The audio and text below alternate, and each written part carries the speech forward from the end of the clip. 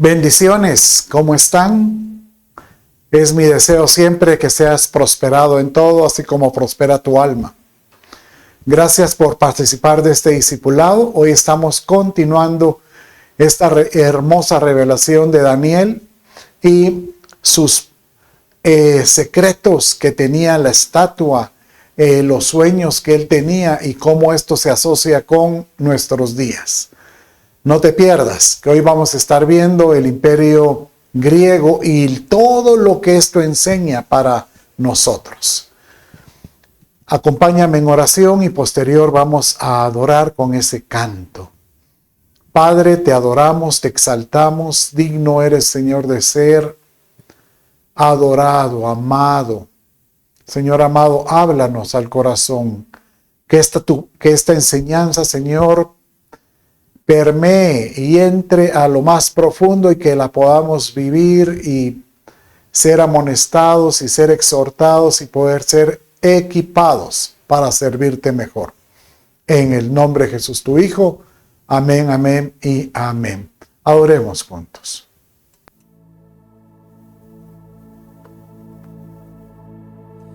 Quiero conocerte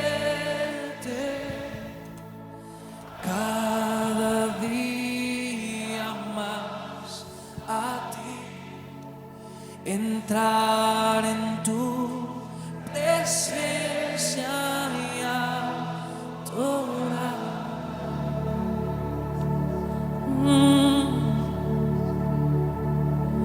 Revélanos tu gloria, deseamos ir mucho más en ti, queremos tu presencia, Jesús. Y cantamos hoy al que está sentado en el trono, al que vive para siempre y siempre, sea la gloria, sea la honra y el poder, sea la gloria, sea la honra y el poder. No sé perder su presencia cada día más a ti, entrar en tu presencia y adorar, adoradores en espíritu y en verdad que canto. Revélanos tu gloria, deseamos ir mucho más en ti. Vamos hoy, queremos tu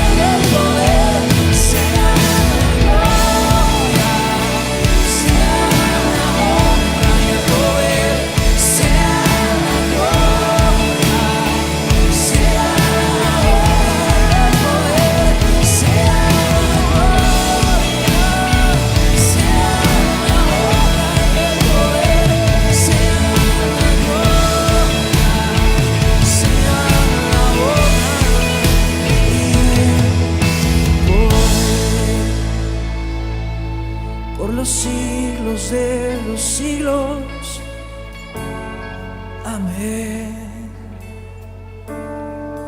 Y hoy rendimos nuestras coronas ante el Rey de Gloria, así como está escrito en el libro de la Revelación. Y arrojaban sus coronas y cantaban un nuevo cántico. De la abundancia de tu corazón en esta mañana va a cantar tu boca, reconciliados con el Padre. Recibe toda la corona, toda nuestra adoración, Señor. Porque estamos aquí para decirte todo lo que tú nos das es tuyo. Y solo lo que podemos decirte es: Padre mío, gracias por tanto amor. Te adoramos y te exaltamos en gran manera. Gracias, Señor, gracias. Gracias, Padre. Gracias, Señor. Aleluya. Bendito sea mi Padre, bendito sea. Un canto hermoso. Es otro canto que debiera estar en el corazón nuestro, como seguramente de alguna manera así oraba Daniel. Señor, revélanos tu gloria, muéstranos, Señor, tus secretos. Y esto fue lo que recibió Daniel, secretos que estaban destinados para nosotros. Y Señor, nunca dejaremos de decirte: Señor, muéstranos lo que tengas que darnos. ¿Quién fue Daniel? Bueno, hoy estamos continuando este discipulado. Hoy estamos viendo la parte 3, que es otro de los imperios, de una revelación que tuvo el rey, o un sueño que tuvo el rey Nabucodonosor, y cómo es que Daniel la interpretó y la reveló. Puedes imaginarte, dice que el rey tuvo un sueño, nadie se lo interpretaba, o primero él no recordaba el sueño. Entonces él juntó a su consejo, eran encantadores, brujos, chamanes, y ninguno le pudo decir qué soñó, hasta que alguien dijo: hay alguien que es muy sabio, Daniel. Y Daniel en oración no solo le dijo qué era el sueño, sino la interpretación. ¿Y de qué estamos hablando? Bueno, él le dijo: tú soñaste una estatua cuya cabeza es de oro. Y esa cabeza es tu imperio. Tú representas ese imperio. Y sobre ese imperio viene después otro imperio, que es el pecho de plata, que es el imperio medo-persa. Obviamente Daniel no le dijo los nombres de los imperios, pero le dijo que iba a venir otro imperio. Y después del imperio de medo-persa venía otro imperio que él lo vio, que era la cintura de bronce y el vientre. Y pues después es el imperio que vamos a relatar hoy, que es el de bronce. Y las piernas la vio como piernas de hierro, que se miraban, que desmenuzaban toda carne, incluso en la visión de la estatua, como en el sueño que tuvo posterior, vio que eso era algo terrible, muy sangriento, devorando lo que pasaba lo que estaba alrededor. Y este es el imperio romano. Y después le vio los pies, que eran mezcla de hierro y barro. Y lo que dice es que hasta nuestros días eso fue lo que se fragmentó a lo largo después del imperio romano. Se fragmentó todo en llamados regiones o países, y aunque están en el mismo mundo, nunca lograron unirse. Siempre viven independientes, pero fuertes o poderosos en sus áreas. Y de esta manera, pues, Daniel fue el elemento, el que tuvo la interpretación y quedó hasta nuestros días. Es curioso porque sabe que el libro de Daniel se le llama también el libro de Apocalipsis del Antiguo Testamento. Bueno, Apocalipsis no es nada malo, significa la revelación de Jesucristo, pero habla de detalles del fin. Bueno, el libro de Daniel habla de detalles del fin y habla cómo es que, así como en el libro de Apocalipsis hay un reino que se establece y que gobierna y en su trono está mi amado Señor Jesús, él también habla de que hay un nuevo reino que despedaza toda esta estatua. Y por lo menos ese es el verso que voy a pedirte que me acompañes en la lectura. Entonces dice que se levanta una gran piedra y derriba toda la estatua. Pero mira los detalles de las palabras como lo menciona. Dice así: en los días de estos reyes, o sea, los imperios que les mencioné, el Dios del cielo levantará un reino que jamás será destruido, el reino de mi Señor Jesús. Y este reino no será entregado a otro pueblo.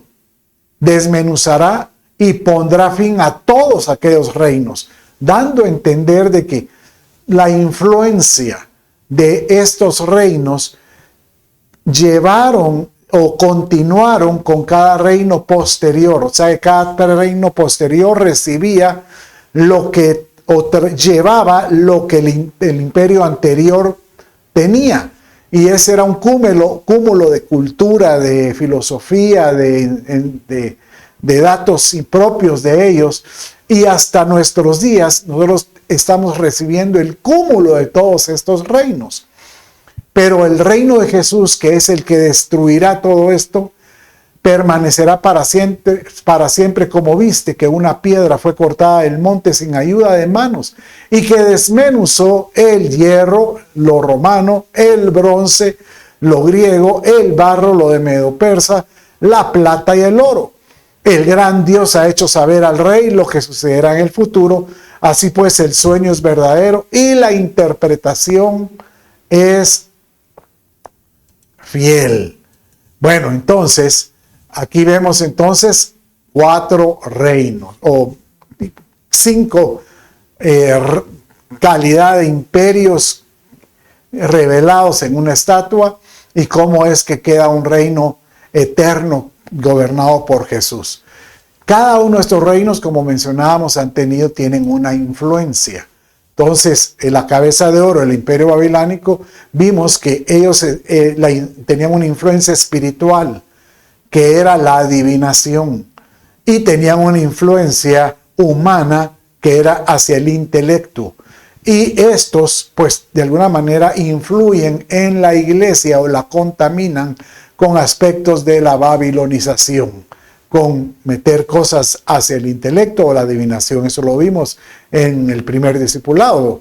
En el último discipulado vimos la influencia del imperio medo-persa, que es hacia la tolerancia, y cómo es que ellos también cedían a los deseos del corazón. Eso hace que la influencia hacia la iglesia es que se vuelva una iglesia muy flexible, muy tolerante, ya no es radical.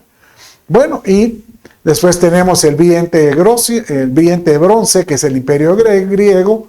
Hoy en un rato voy a explicar sus detalles. Y la influencia del imperio romano.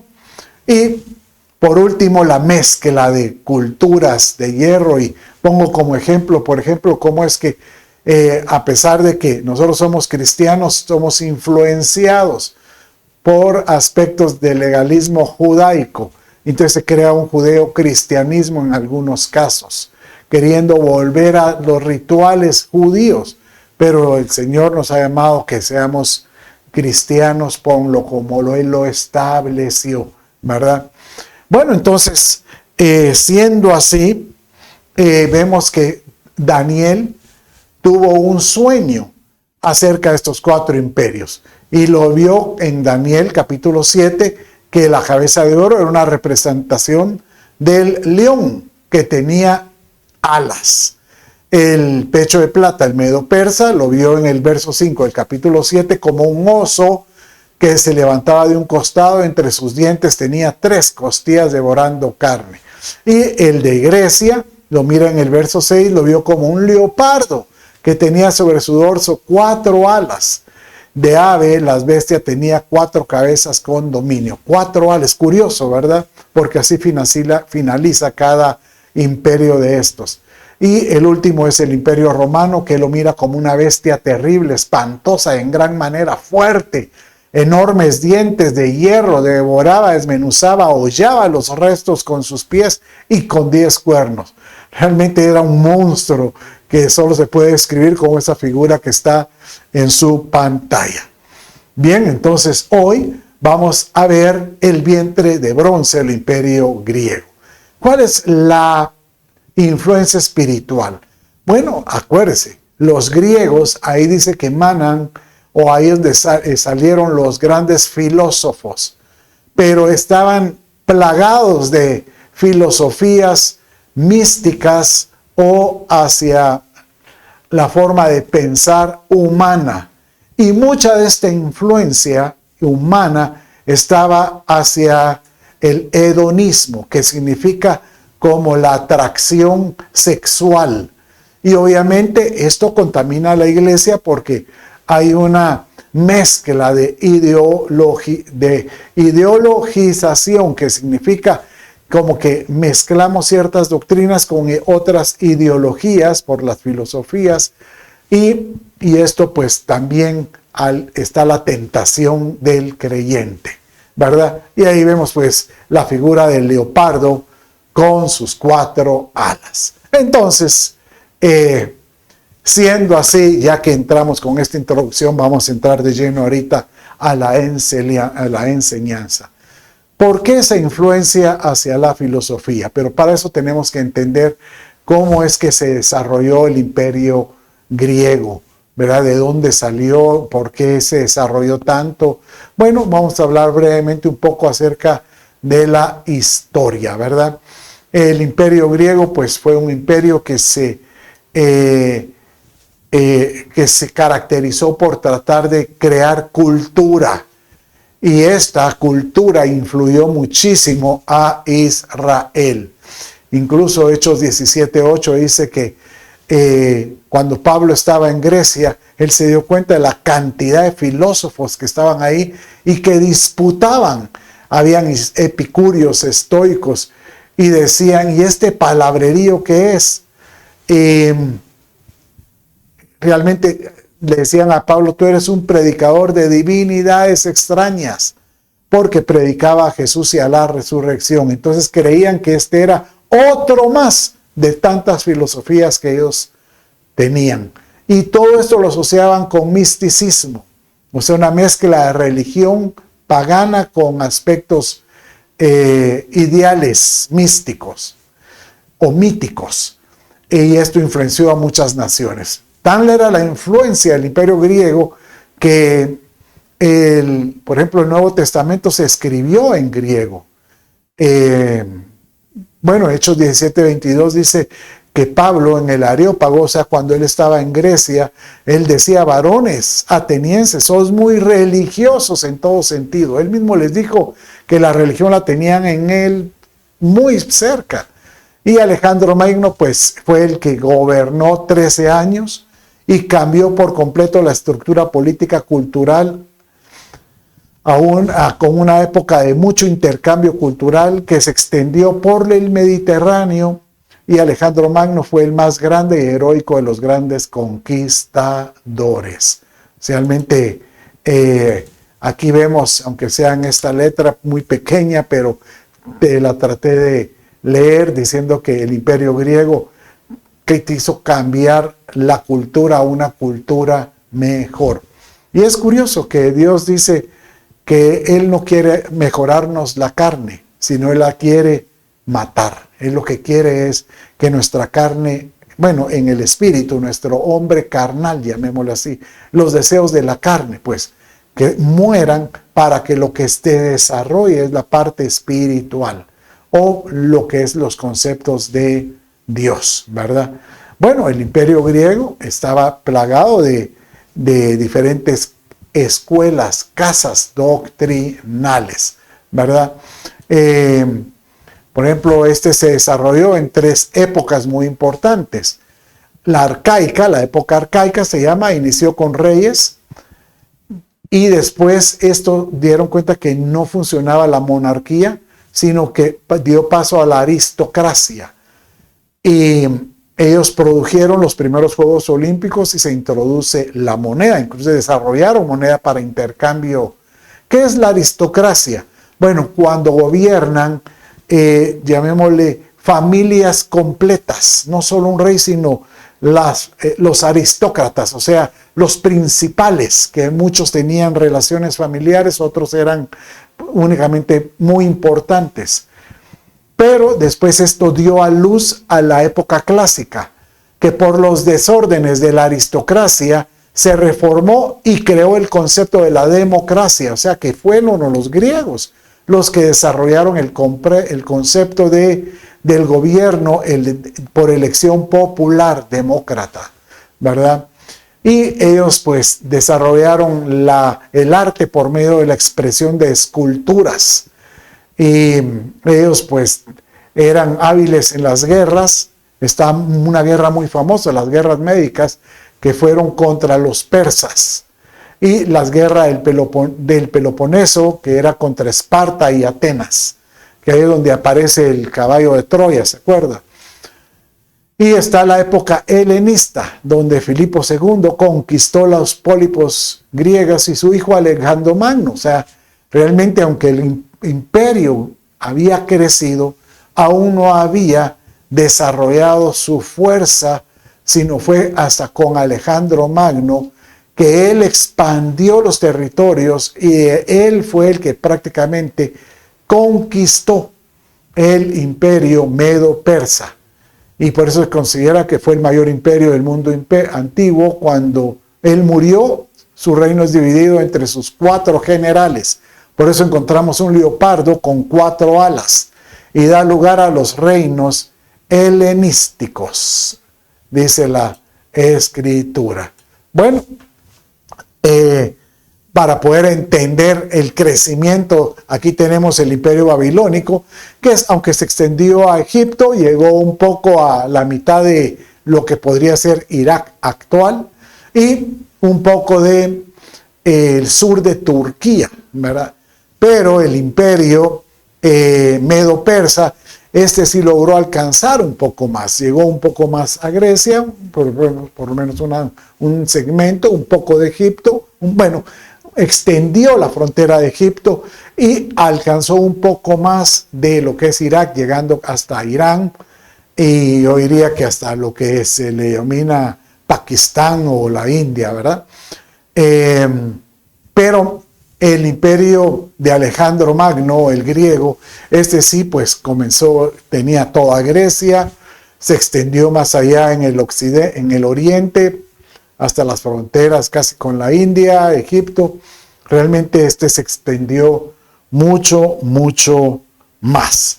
Bueno, entonces luego de esta introducción histórica, vamos a entender ahora por qué las influencias. Y aquí es donde tú, amado o creyente que estás conmigo, tenemos que, si tienes lápiz y papel, escribe, porque hay cosas de estas que hasta nuestras fechas nos han llegado. Vimos cómo es que el imperio babilónico nos ha alcanzado con, pues, influencia de lo adivino, lo místico, y vemos cómo es que el imperio medo-persa nos ha alcanzado con la tolerancia y los deseos del corazón. Y hoy pues vamos a ver cómo es que esta influencia espiritual de las filosofías, o ya Pablo le llamaba vientos de doctrina, pueden confundirnos. Son corrientes filosóficas que pueden confundir al creyente. Bueno, entonces la forma como podemos entenderlo es por medio de las escuelas que, llamémosle así, surgieron en cada una de las épocas. Entonces, vamos a entender la primera, que era la de los epicúreos. Esta escuela lo que le daba era énfasis al placer. Y decía que el placer era el principio de la existencia humana. Y que había que darle bienestar a la mente y al cuerpo en todo sentido. Y prácticamente esto va en contra de lo que la Escritura menciona, porque dice en 2 Timoteo 13:4 que en los postreros días habrán traidores, impetuosos, envanecidos, amadores de los placeres en vez de los amadores de Dios. Que esto era lo que hacían los epicúreos. Tito 2:12 dice enseñándonos, o sea, ¿qué es lo que nos enseña la sana doctrina? Que hay que negar la impiedad y los deseos mundanos y que vivamos en este mundo sobria, justa y piadosamente. Cuidado, darle libertad a los deseos, como los epicúreos lo enseñaban.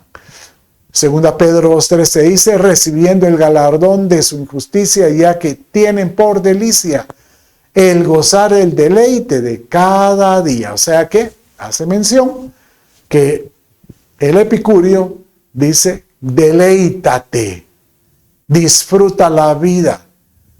Y como dice Pedro, estos son inmundicias y manchas quienes aún mientras comen con vosotros se recrean en sus errores. En otras palabras te dice, ten cuidado de los que piensan como los epicúreos, que le dan libertad a ese placer o a esos deseos.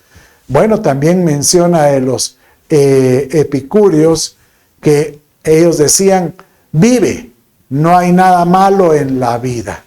Y esto, pues, lo único que yo puedo pensar es en aquellas doctrinas que te dicen,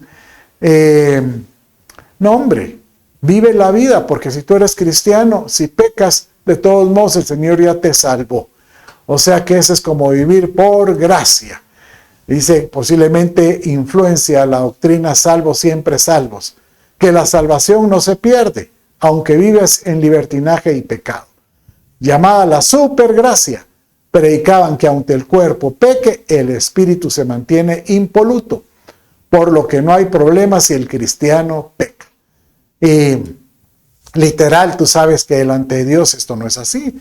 Es Pablo inclusive dice, ocupaos en vuestra salvación. ¿Cómo así que hay que ocuparse? ¿No acaso no ya soy salvo? No.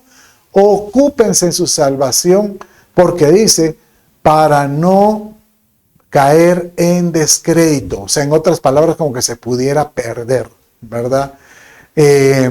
Inclusive dice, ocupaos en vuestra salvación con temor y temblor, ¿verdad? O sea, temblar de que la tenemos y hay que cuidarla. Y que, o sea, el mismo Señor nos dice, si alguien peca, pues abogado tenemos para con el Padre. Tú te puedes acercar al altar y pedir perdón. Pero aquel que vive, practica el pecado, hay un riesgo ahí. Y escúchame, ¿cuál es el riesgo? El riesgo es que se puede cauterizar el corazón. Se endurece, o sea, llega un momento en que su mente le dice, no, el Señor te perdona, pero ya no hay un arrepentimiento genuino de corazón. Lo que hay es un remordimiento, pero el corazón prácticamente ya le dio la espalda al Señor. Entonces empieza viviendo dos vidas. Una vida en la iglesia diciendo, el Señor me perdona. Y otra vida nomás llega a su casa siendo, pues, o viviendo una vida en la calle como si fuera un no creyente. Como alguien que realmente ya no tiene el temor de Dios. Y el Señor te dice, cuida la salvación. Ocúpate en ella. Con temor y temblor. Bueno, miremos otra escuela. Mire esta escuela porque es muy interesante, que se llama la de los estoicos. Usted dirá, ay, qué letrita. Bueno, yo se lo estoy leyendo. Los estoicos, contrario a los epicúreos, estos eran mucho más conservadores. Pero el problema que tenían es que para ellos la vida toda giraba en la sabiduría y el conocimiento. Entonces ellos decían, la sabiduría tiene dominio absoluto sobre cualquier emoción. Aprende, porque eso te vuelve autosuficiente y te da la felicidad porque sale de tu ser interior. No de lo material. Y tus metas todo gira alrededor de tu éxito por normas y objetivos. Y evita el placer de la vida. O sea que el epicúreo era un extremo total hacia el placer, pero este tiene un extremo total a que todo gira alrededor hacia el intelecto. Muy parecido a los babilónicos, pero aquí era la sabiduría o las filosofías, que eso era lo que le daba vida a la persona. Y Segunda Timoteo 4, 1, 2 y 4 al 5 dice así. El Espíritu dice que en los postreros tiempos, en los tiempos que estamos viviendo, algunos apostatarán de la fe escuchando a espíritus engañadores y a doctrinas de demonios, por la hipocresía de mentirosos que teniendo cauterizada la conciencia, dice el verso, prohibirán casarse y prohibirán comer ciertos alimentos. Y dice el 4, porque todo lo que Dios creó, o sea, todo lo que Dios creó como alimento es bueno, y nada ha de desecharse si se toma con acción de gracias, porque por la palabra de Dios y por la oración es santificado. Entonces aquí viene un verso más que refrenta porque hay que orar por la comida. No solo para dar gracias en acción de gracias, sino también para santificarlo. Y de esta manera, por la oración se santifica y también es limpio, ¿verdad? O sea, nos permite tener la seguridad que nada malo va a estar ahí en esa cosa, ¿verdad? Bueno, miremos otra escuela más. Esta escuela es muy interesante porque es llamada la escuela del positivismo. Que esto es como la catarsis. Sí, todo gira a tener un pensamiento positivo. Pero es un pensamiento positivo no por la fe, sino por lo científico, por lo que tú entiendes. Lo científico es el conocimiento válido, ser positivo de mente, que se llama metafísica, la confesión positiva. Y esto pues era la doctrina de los nicolaitas. Esto está en Apocalipsis capítulo 2, verso 15, cuando Dios sanciona.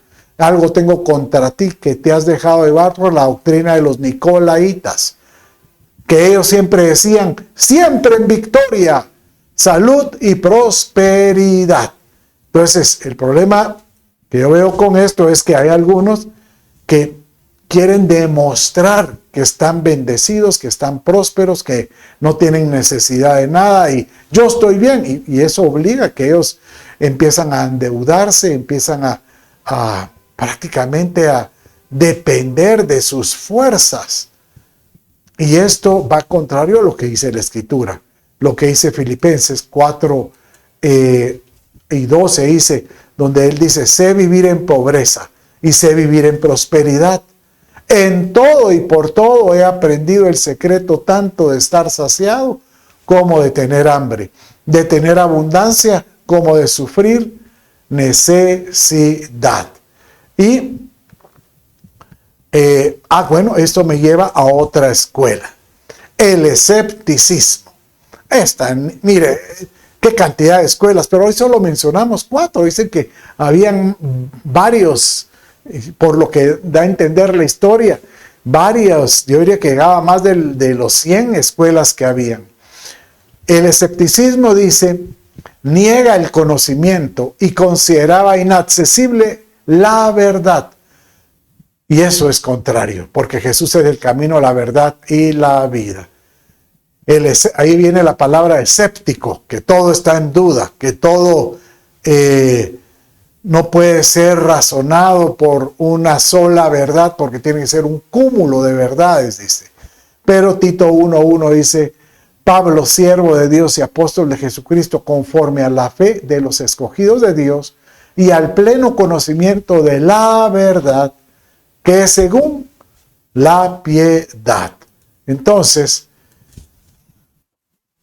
a contrario al escepticismo, Jesucristo es el camino, la verdad y la vida. Sí tenemos una verdad. No podemos ser escépticos. El escéptico es el que todo lo duda, todo lo cuestiona. Y nosotros tenemos que decirle, Señor, yo no voy a cuestionar nada porque tú diriges mis pasos. El positivista es, todo me va a salir bien porque yo tengo fe. Y el problema es que, y a veces no sale la fe, entonces le echamos la culpa a Dios. Pero Pablo nos enseña en Filipenses que aprendamos a vivir con lo que tenemos.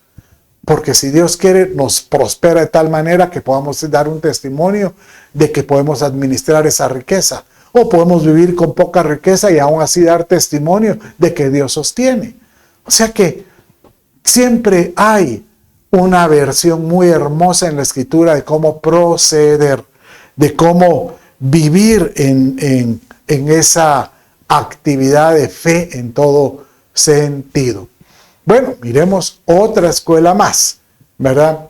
Y esta es el relativismo. Esta es otra escuela interesante, porque dice de esta manera: todo punto de vista es válido, o sea, está bien, yo te voy a creer, pero la verdad es relativa dependiendo de la verdad de cada uno. O sea, en otras palabras, sí, si yo te digo mi punto de vista, es verdad. Si alguien que está a la par mía da su punto de vista de esta situación, también le vamos a apoyar, es verdad.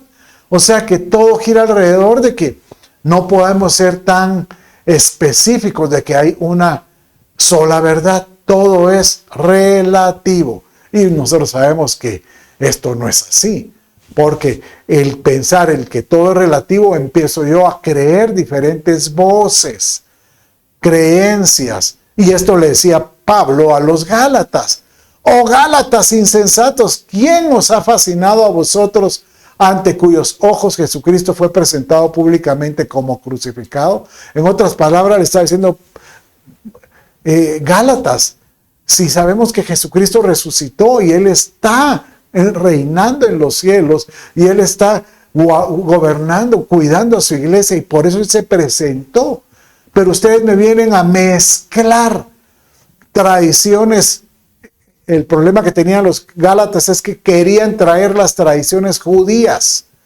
Todo el judaísmo lo querían traer hacia el cristianismo y lo querían mezclar. Es que hay que circuncidarse, hay que guardar el Shabbat. Y el Señor les enseñó de que el sábado, el día de reposo, ahora puede ser cualquier día siempre y cuando seas presentado para Dios. Obviamente, lo ideal es reunirse un día para adorarlo. Bueno, la tradición contemporánea nos enseñó que era el domingo, que se vuelve el domingo, un día de descanso. Pero si es santificado ese día como el lunes o el martes, siempre van a ser días del Señor, siempre. Por eso Colosenses dice de esta manera: mirad que nadie os haga cautivos. A veces uno puede ser cautivo por medio de su filosofía y vanas sutilezas, según la tradición de los hombres, conforme a los principios elementales del mundo y no según Cristo. Aquí lo que está diciendo es, obviamente, que uno puede, por tratar de llevar una vida en cierta línea, yo me ato a ciertas voces filosóficas, a ciertas creencias que no están amparadas en la Escritura, sino porque lo dice tal persona, pero no lo refrenta la Escritura. Entonces, por eso llamémosle, el libro de referencia debería de ser la Biblia. ¿Y usted cómo sabe que la Biblia es la única referencia de Dios? Bueno, porque realmente el libro es sumamente asombroso en su contenido. ¿Cómo puede ser que este libro, que es un compendio de 66 libros escritos por 30 escritores, 3 idiomas y en un lapso de 3000 años, y el contenido de estos libros da la impresión como que si hubieran sido escritos por una mente única? Solo puede ser algo milagroso, eso solo puede ser el Señor. El libro de la Escritura nos habla mucho del carácter de Dios, su forma de ser, que es el mismo ayer, hoy y por siempre, y que podamos conocer tal como es Él para poder entender que Él nos quiere llevar a toda verdad. Bueno, pero sigamos rápido, ¿verdad? Después vamos a entender también que hay una influencia humana. Esta parte, ya vimos que la filosofía es muy perniciosa para la iglesia, pero los griegos le daban mucho al hedonismo, o sea, como la atención del cuerpo para mostrarlo como algo bueno y por tanto la sexualidad, aunque fue creada por Dios, pero la creó en orden entre esposo y esposa, pero no entre en un libertinaje para que mi cuerpo pueda ser admirado sexualmente por diferentes personas. Y de esa manera se convertía esto en una idolatría. Pero mire cómo dice con relación a esto Romanos 1, 23 y 25. Y Dios sanciona a la iglesia de Roma porque ellos como que estaban mezclando ese tipo de enseñanzas filosóficas del cuerpo en su forma de conducirse. Y dice así: y cambiaron la gloria de Dios incorruptible por una imagen en forma de hombre corruptible, de aves, cuadrúpedos y reptiles. O sea, se vuelven idólatras. Por consiguiente, Dios los entregó a la impureza en la lujuria de sus corazones, de modo que deshonraron entre sí sus propios cuerpos, porque cambiaron la verdad de Dios por la mentira, y adoraron y sirvieron a la criatura en lugar del Creador, quien es bendito por los siglos de los siglos. Amén. En otras palabras, lo que está diciendo es que ellos tenían que haber adorado al único Dios que está en los cielos, y que así como está en el cielo, puede estar en espíritu dentro de nosotros y puede estar junto a nosotros. Pero por la necesidad y el deseo de ver algo, lo idolatraron en algún ser, ya sea una figura, llamémoslo de un tipo ídolo, o en un ser viviente, por ejemplo, adorar un elefante o una vaca, ¿verdad? Y después, bueno, no, entonces adoremos los cuerpos. Y de alguna manera, al empezar a adorar los mismos cuerpos, lo único que puede hacer Dios es, bueno, yo los entrego a ese su placer. Y ese placer se volvió lujurioso, de modo que pervirtieron la función de lo que Dios creó para tener un placer dentro del matrimonio. Mire lo que dice el verso que sigue. Y esto le va a abrir los ojos, nos va a volar la cabeza. Por esta razón Dios los entregó a pasiones degradantes, porque sus mujeres cambiaron la función. Mire, sus mujeres cambiaron la función natural por la que es contra naturaleza.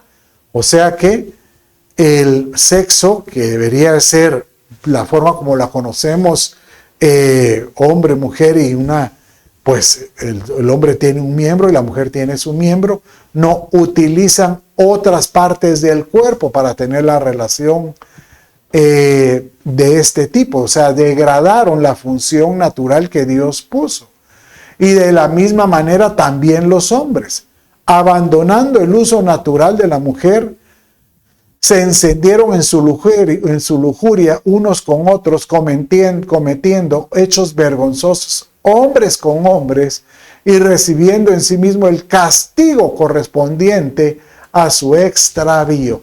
Aquí nuevamente vemos que Dios totalmente aborrece y no está de acuerdo al movimiento de igualdad de género, porque en esos vínculos de relaciones obviamente degradan en la creación de Dios.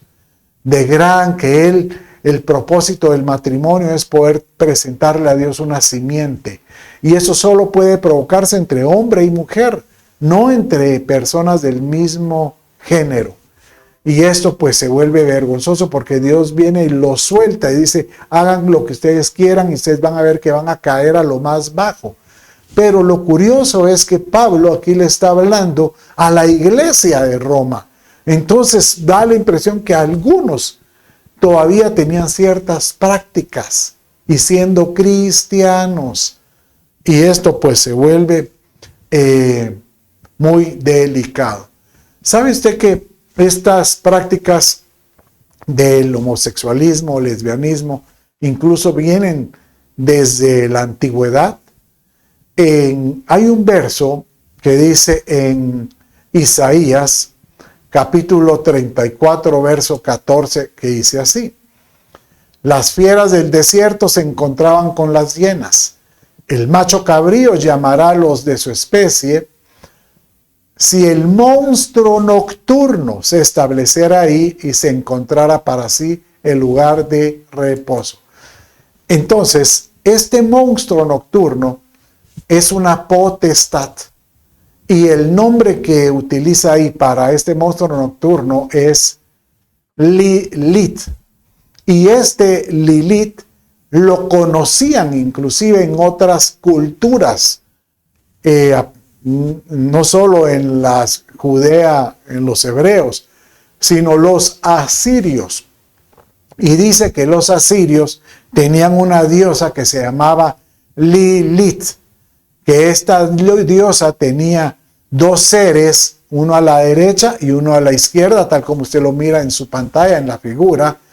Y Lilith era la cabeza, era la entidad, que es como este monstruo nocturno. Y este ser en esta región asiria era una potestad que visitaba de noche a las personas con sus seres que eran los incubos y sucubos.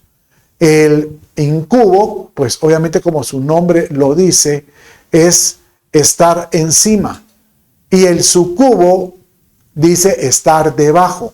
Entonces lo que hacían es que provocaban que la persona tuviera sueños húmedos, pensando en que estaban con otra persona del sexo opuesto o del mismo sexo. De modo que ellos provocaban el homosexualismo, el lesbianismo o el bisexualismo, y en el extremo bestialismo, porque figuran que a la par de estos seres habían unos animales. O sea que usted dirá, uy, mire pastor, pero usted hoy nos está enseñando demasiadas profundidades. No, te estoy enseñando las influencias que vienen de estos imperios y cómo pueden influenciar a la iglesia. Y cómo pueden pues darnos y podemos tener ataduras. Por ejemplo, ¿ataduras de qué tipo? Dirá alguno. Bueno, dice Romanos 16, 18. Porque los tales son esclavos no de Cristo, no de nuestro Señor, sino de sus propios apetitos. Por medio de palabras suaves y lisonjeras engañan los corazones de los ingenios. Y 1 Tesalonicenses 4 dice de esta manera, 13:5. Esta es la voluntad de Dios vuestra,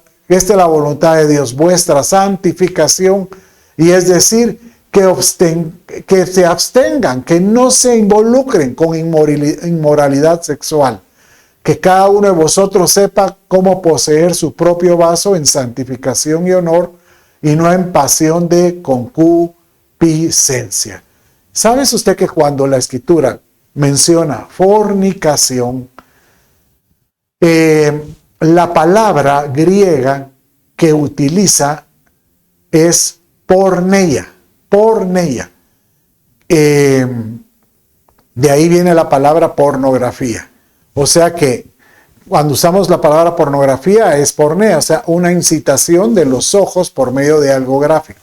Entonces, en la fornicación es aquella persona que trata de incitarse por medio de lo que oye, lo que mira, lo que oye o lo que toca sexualmente. Y eso lo podemos gobernar. El Señor te dice, puedes tener control de esos lazos que te tienen atado. Tú lo puedes romper, se puede quebrantar. Hoy vamos a orar por ese quebrantamiento en cualquiera de los que me están escuchando. Por eso dice Juan 3:8, el que practica el pecado es del diablo, porque el diablo peca desde el principio. Pero para esto apareció el Hijo de Dios, para deshacer las obras del diablo. Esta palabra deshacer es la misma palabra griega para decir luz, de desatar. O sea que para eso apareció Jesucristo, para desatar toda obra del diablo que esté atada al corazón de cualquier creyente. tú puedes ser libre de todo este tipo de ataduras. Y el Señor nos puede dar esa libertad. Nos puede decir, Señor, gracias de librarme todas de este tipo de filosofías, todo tipo de doctrinas, todo tipo de voces que miro. Ahora es muy fácil atarse o escuchar o ver enseñanzas por medio del celular, por medio de redes, tantas redes que hay. Y yo miro a muchas jóvenes o muchas personas que pasan el tiempo, tanto tiempo viendo las voces de otros, cuando lo mejor es escuchar la voz de Dios por medio de la Escritura. Bueno, y el problema es que esta influencia filosófica del imperio griego y su influencia humana hacia la sexualidad también llega a la iglesia. Y llega a la iglesia con una ideologización, o sea, con ideologías que le permitan decir a la iglesia, ¿será que yo estoy mal? Y uno empieza a dudar y ya no cuestiona si tiene alguna debilidad.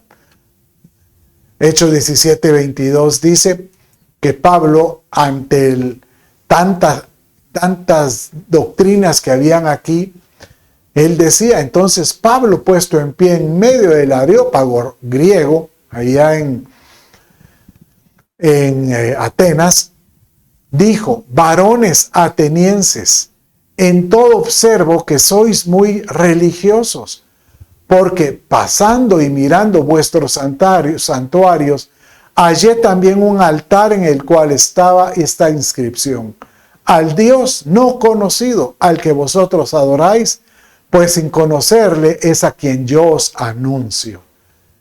El Dios que hizo el mundo y todas las cosas que en él hay, y siendo Señor del cielo y de la tierra, no habita más en templos hechos por manos humanas. Y de esta manera Pablo trató de sentar ante ellos que solo había un único Dios. El problema es que muchos de estos se enardecieron diciendo, ¿cómo nos puedes hablar tú que hay otro Dios aparte de los nuestros? Y ahí comenzaron a disputar fuertemente y lamentablemente lo desecharon la enseñanza que Pablo les llevó, llevándoles la salvación. Hoy yo quiero decirte, si es posible centrarnos en lo que Dios quiere. Por supuesto que es posible. Si algo yo veo es que mi Padre nos ha dicho, céntrate en la Escritura para evitar caer en oír vientos de doctrina. O yo lo que recomiendo es, sométete a un líder espiritual, a un líder. Y te puedo asegurar que el Dios de paz, cuando mira un corazón sincero, aunque tu líder tal vez se equivoque en alguna enseñanza, el Padre te va a llevar a ti a la sana enseñanza o a tu líder porque encuentra a alguien que puede estar orando por él. Pero aquel que se somete, se vincula con alguien que le pueda estar enseñando, Dios mismo se va a encargar de llevarlo por la dirección correcta. Pero aquellos que andan como picaflor, hoy estoy escuchando aquí, mañana escuchando allá, no, este tiene la verdad, siempre va a querer escuchar lo que sus oídos quieren escuchar y nunca va a tener una razón de cambio. El problema es que el mucho conocimiento, dice que la mucha letra mata el espíritu, dice Eclesiastés, la mucha letra mata el espíritu, pero aquellos que están en el Espíritu de Dios vinculados van a conocer a Dios tal como es Él. Y si tú tienes alguna debilidad en tu sexualidad, lo que tus ojos miran, oyen o sienten, o te sientes mujer rechazada o tal vez menospreciada, yo quiero orar hoy por ustedes, por todos estos. Padre, en el nombre de Jesús, yo bendigo a todo el que me está escuchando, porque sé que aunque esta enseñanza fue larga y muy metódica, pero tiene profundidades para que podamos ser libres. para que hoy podamos hallar en ti la salvación y tener la seguridad de que me voy a ocupar en la salvación y poder, Señor, decirte, voy a ser radical en lo que es tuyo, no ser flexible, no dejarme llevar por las pasiones, sino ser atraído por tu presencia. Padre, yo bendigo a aquel que me está escuchando y si alguno está pasando alguna prueba, ayúdalo, libéralo, dale la fuerza, dale, Señor, el carácter, pero sobre todo que vea un milagro en tu vida, te lo ruego. Te doy gracias, Señor, y desde ya, Señor, te pido que bendigas a cada uno de los oyentes. En el nombre de Jesús te doy gracias. Amén, amén y amén. Mis amados, con esto finalizamos. Dios me los bendiga y sean todos bendecidos.